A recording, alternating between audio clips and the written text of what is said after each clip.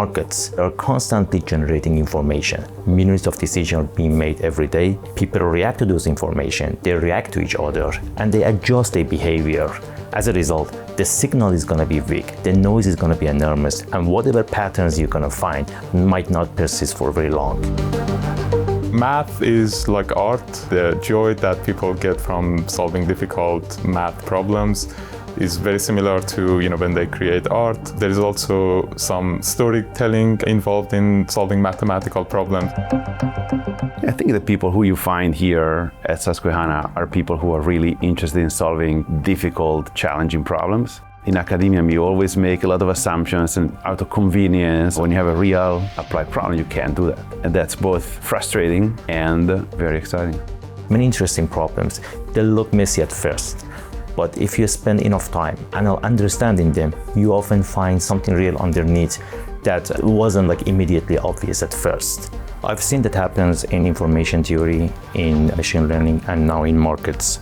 The problems look different, but the process looks surprisingly similar. Searching for structure is kind of trying to find the unifying principles or patterns that are in common with all of these examples, or from which we can find a common baseline that we can use to understand how they differ.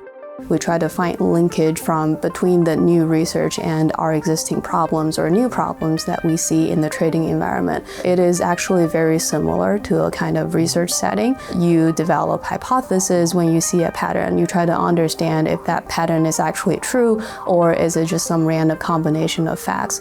You try to understand what drives those patterns.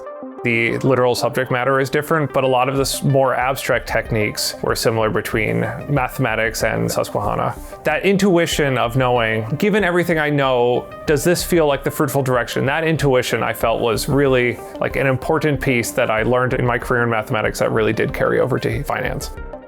Now there's actually more patterns for me to explore, and it actually provides a richer environment for me to build hypotheses, test those hypotheses, and validate my assumptions and come up with theories that would explain those patterns. I start noticing things that I find interesting or patterns that I'm curious about, things that I want to understand. In that sense, it very much feels like my research in grad school.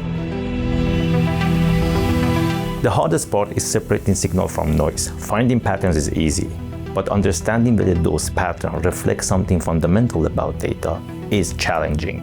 AI has dramatically expanded the space of things we can try. We can analyze more information, we can build more sophisticated models, and we can explore ideas that were not feasible before.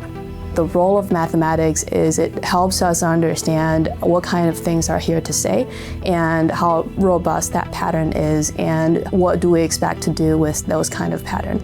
AI certainly can help us recognize patterns and pull over a lot of related literatures, but we still need math to help us understand what kind of AI-generated answers is meaningful for us to explore. Now we have all these kind of tools to create some reinforcement environment to let AI receive verifiable reward, so we can have more confidence of AI generating something has high chance of being correct.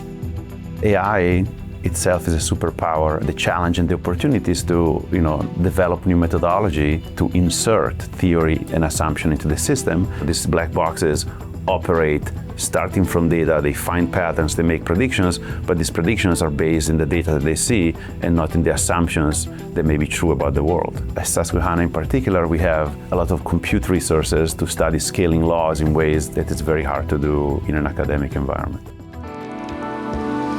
Working in this environment is so similar to my previous research experience in academia. I still read paper here, discuss ideas with different people, sharing ideas on the whiteboard, and prototype my own research experiment. People still do mathematics outside of work here. We also attend various conferences year-round.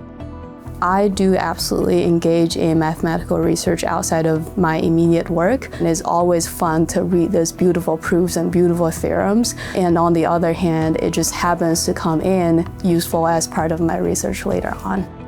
We share information through papers, through conferences, through talking with each other. Collaboration is very important. there's something familiar and nice about being around academic people. The way people talk, the way people look at things, very much like analytically try to deconstruct things, thinking about examples and counterexamples just in the way they approach life. I can find similar at Susquehanna, and I find it very fun and interesting.